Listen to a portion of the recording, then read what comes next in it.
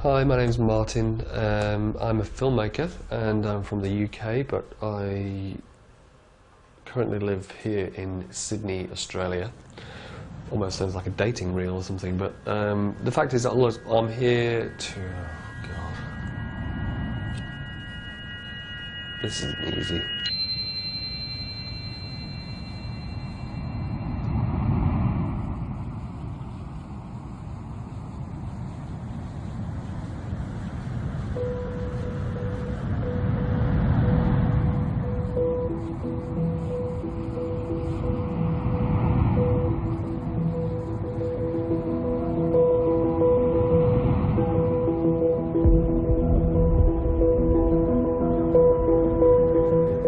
Sound of ocean surf, of waves, a natural sound most people find pleasing and relaxing.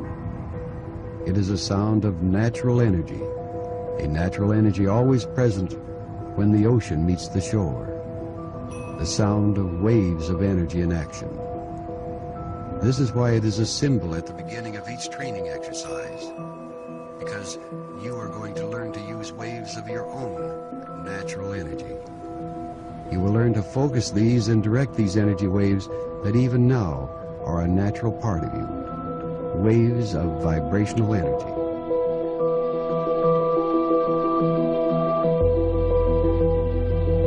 So it's been about 10 years since I was in film school, and that's how long it's been since I had this idea to make a film about this special sound that can alter your awareness, shift your perception.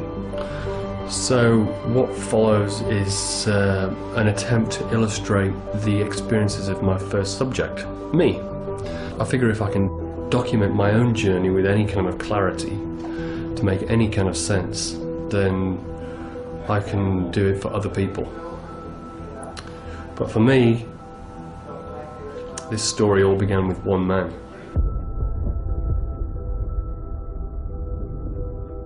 We got into the use of sound because we were looking for the borderland sleep state. Certain types of waves or sound patterns did indeed affect human consciousness. Ergo, change the waveform and you change the response. In order to do this, both the left and right hemispheres of the brain must synchronize. They must act in unison to produce that third signal, to hear it. So why am I doing this? Well, I want to make a film about this place, a documentary, and it's one of those subjects that is potentially unbelievable. The Monroe Institute offers the opportunity to discover a new relationship with this world and with ourselves.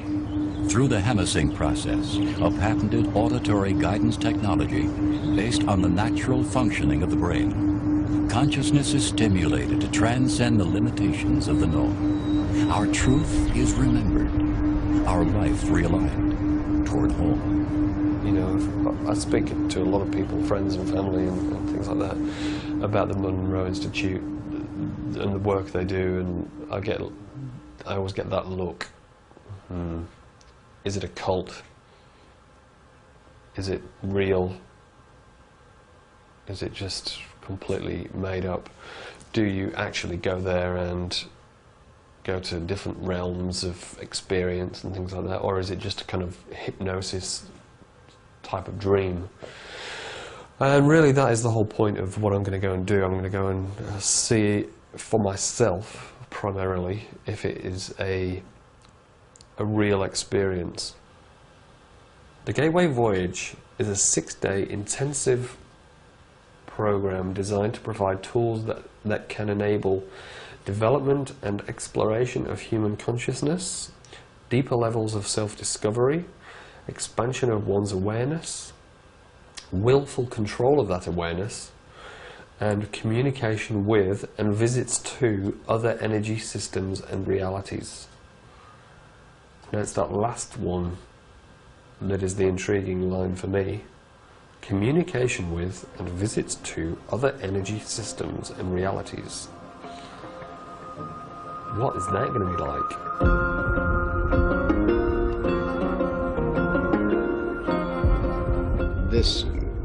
mind consciousness that we have, if you are daydreaming or you're, quote, absent-minded, a part of your consciousness is not here, a very significant part of it. And so if you think of those being phases, that there's a flicker and a part of you is phased out of this. And if you take it deeper, it means that you're becoming more and more out of phase, that a greater percentile of you is active in some other state.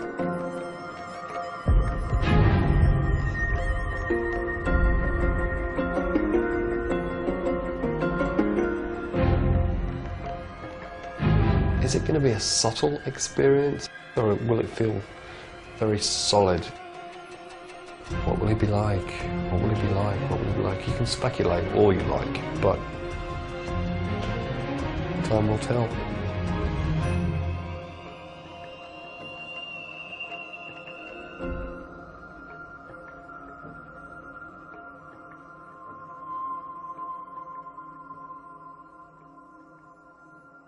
So, here we are in America, in Virginia, and apologies for the sunglasses, but it's a beautiful kind of spring day and the sun is pretty bright.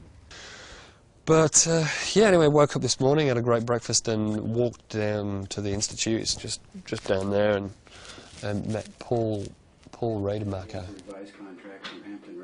And he took me down to the original isolation test chamber, which was a real eye-opener. But you could just tell that loads of stuff had gone on in there. It was, yeah, it was pretty incredible. This is a super-duper, extra-deluxe, controlled, holistic environmental chamber. And if you look at it, and as I open the door, you'll see that it's almost built like a vault. It's designed to really insulate from outside world sounds and vibrations. It's even been lined with copper. It's screened against electromagnetic kinds of interferences. Again, the idea was to see how isolated a person could become from the exterior world, and again, to enhance that exploration of the interior world. So the process is you pop the headphones on, lay down in the bed, turn the light out, and then go on a journey. Here in the Monroe Institute laboratory, we work with people in an isolation booth to teach them how to move into different states of consciousness. We think that we are part of something going on here, and our ability to allow others to experience for themselves. Our motto is that we in fact are more than our physical bodies. And yet we don't go so far as to say what you are beyond that, because we think that that is best discovered through your own personal experience.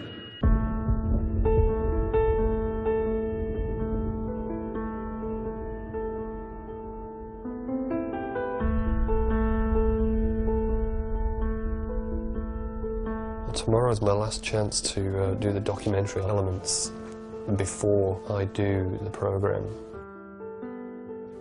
So I'm going to be spending a lot of time up at Roberts Mountain Retreat, the space where Robert Monroe lived. You know, I find myself exploring two sides still. There's the filmmaking side and shaping this mini-film. Then there is the side of me which is about to do the Gateway program. It seems to be a we can get you there, you walk through the door kind of thing. One thing I wasn't really expecting is to get a sense of kind of Bob Monroe being around. The details that you tend to try and get for, you know, illustrative shots that portray a bit of information about the person that lived there. But to be honest, this place is pretty overwhelming. everywhere you look, all points to one massive direction, and that is a lifelong search for answers in this field of consciousness. At the moment I feel very grounded, tired, very practical.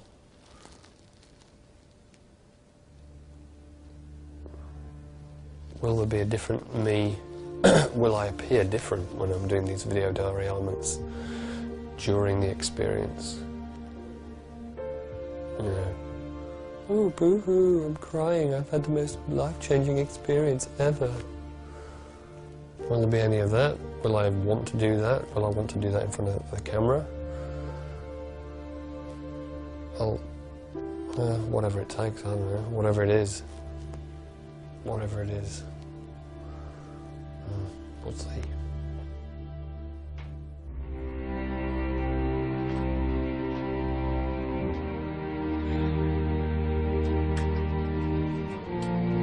This is really fulfilling a dream of mine that I've had for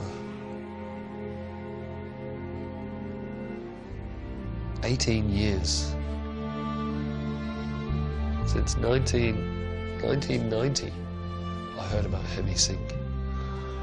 And here I am. And I'm very excited to see what happens. Just go, forget being a filmmaker, just go be a participant. So what you're here to do, I might add, is to find ways and means of totally knowing yourself. That's really what you came for. You may have thought up many, many other reasons, but after how many thousands of Gateway participants, we're pretty sure of that fact. And certainly the tools that you will be learning will help you do that. There's no question about it.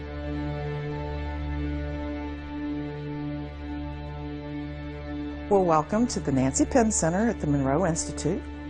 This is our main hall, and we have Nancy Penn Monroe, who was Bob Monroe's wife, and of course the building's named for, and of course Robert Monroe as well. Now, the room is where we have our check units. Check units are CHEC, which stands for Controlled Holistic Environmental Chamber. Robert Monroe loved acronyms, and the check units have a black oak curtain that are used for two reasons. One is for privacy, and the other is to allow you to be in total darkness while you listen to Hemisync. So here we go, we're about to do the first exercise, and got my earphones here. What I've got to do is put them on, and let's have a look. Got to get them the right way round apparently, left and right. I'm kind of playing music at the moment. So put these on and press my little button to let the control room know I'm ready, and off we go. See what happens.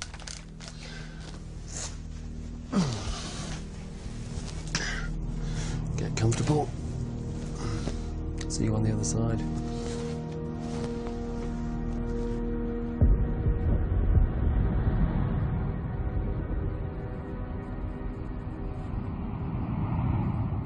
I mean, it starts simple enough. It's dark, and Bob Monroe's voice. Now, as you listen to the sound of ocean surf, move your body. It's giving us the introduction about waves and waves of energy. To help you develop your own coherent mind and brain, there are specific sounds you will hear, and it's important. That sound, that wavering, that is the key to the entire experience. That's the technology right there that Robert Monroe developed, and that is what unlocks every door to every experience in this place. I feel myself slowing down and relaxing, and then all of a sudden I'll find myself somewhere completely different. I've drifted off somewhere else, and then you'll kind of get snapped back out of it again. There's definitely two sides to the experience. There's the thoughts going through your head, which in this environment seem far more fluid than usual. And then there's the physical sensations, which by counterpoint feel almost mechanical, solid and rigid. But that soon fades away completely, and you're just left in your head. You're moving into a world of consciousness quite different than the physical world in which we live.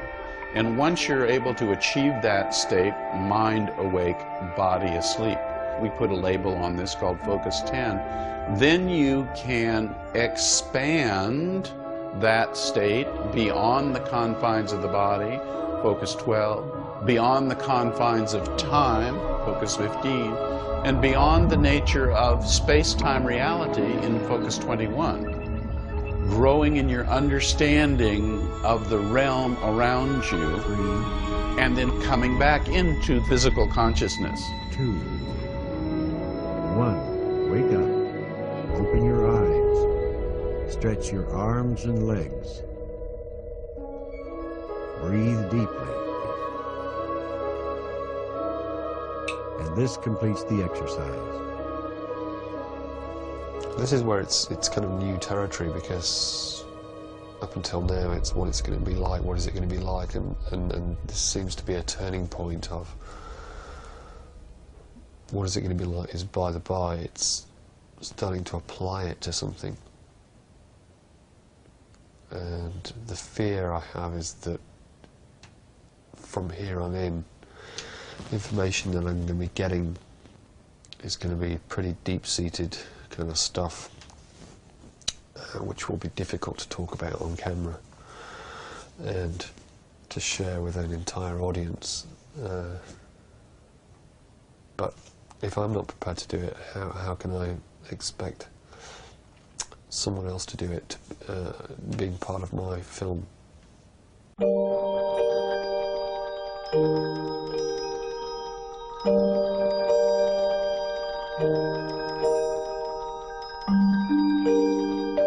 I'm starting to get a feeling that the way to get the most out of this new point of view can only come from me, which is it's pretty confronting.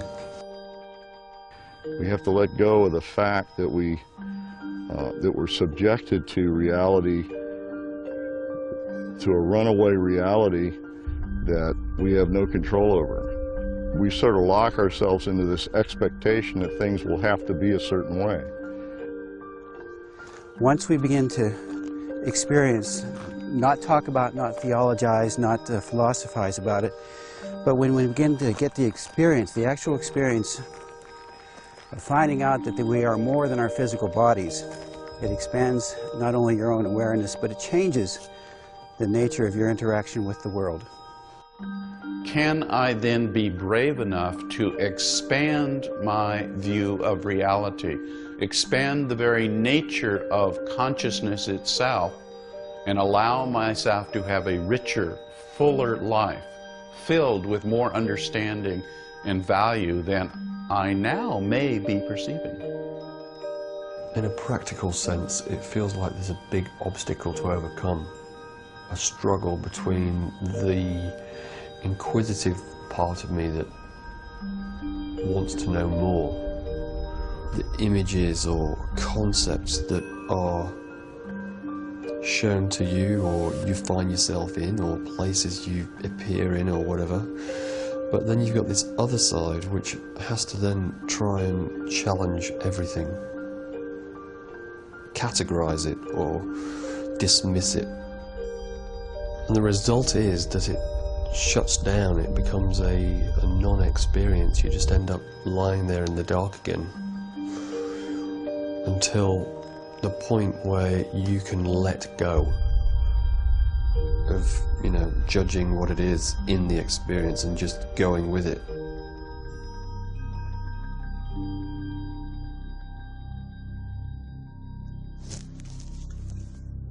just had a really long exercise in focus 10, 12, 15 and 21.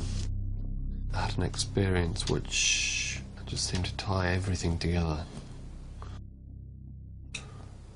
Well, the reason why I'm here. The filmmaker and the film versus being able to switch that off and just being a participant. But then this other side which I've discovered this week, which is Martin Taylor, me.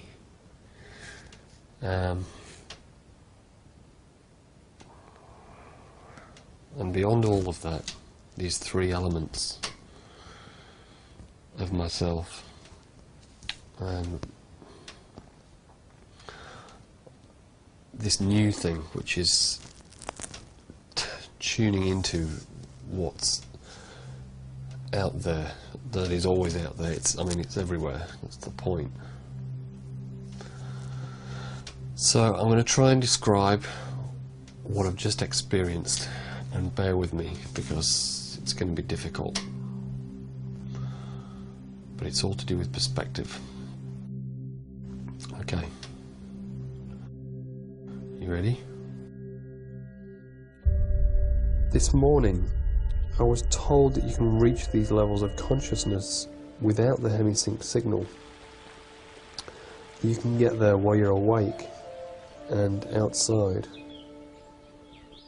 I mean, obviously I was skeptical, and so we were sent on an exercise called Superflow with a purpose, to show how these inner experiences are related to the physical world.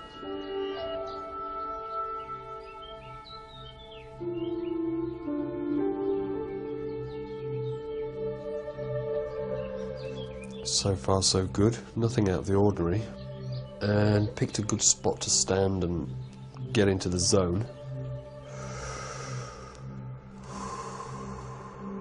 It wasn't until I closed my eyes and started doing the breathing exercises we've been taught, the resonant tuning to kind of build up energy, that I noticed something was different.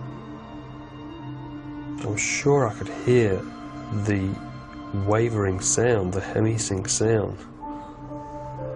We've been taught a mental trigger to shift into this expanded awareness of focus 12. Took one last big breath and opened my eyes, and the whole scene in front of me just burst into super saturated colour.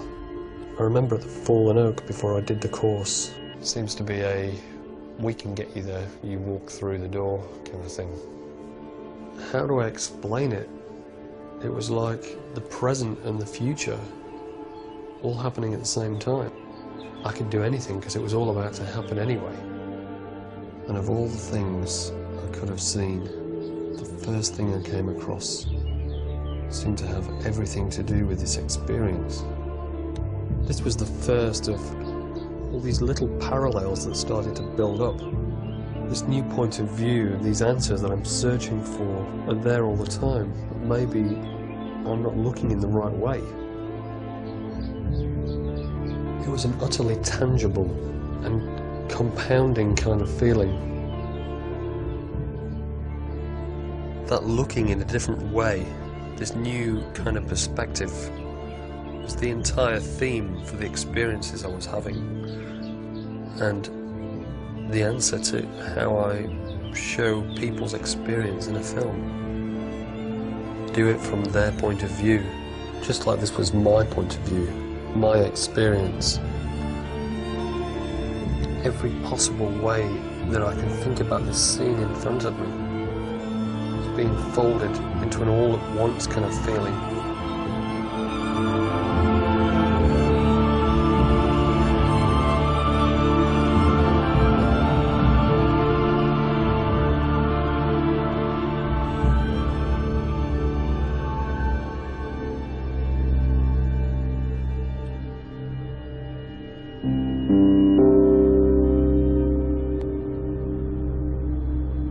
Unequivocally, no one knows you better than you know you. Therefore, No one can make decisions for you better than you. This is an inalterable rule. You are deluding yourself. It's an illusion if you think anyone can make such decisions for you. And begin to consider this as you move on from this point tonight. I've got everything I need and answers to all of my questions, and a direction on how I'll make my film.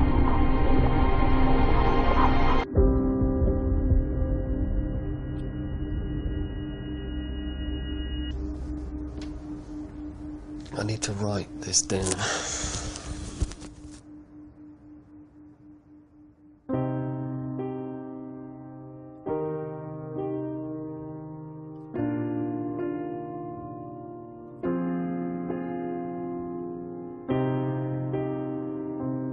Just imagine what it would be like if everybody got a glimpse of how this reality works. I think the implications would be massive. This experience changes everything. But the best thing about it is that it gets translated into each individual's perspective. These are the stories I want to tell. This is the film I want to make.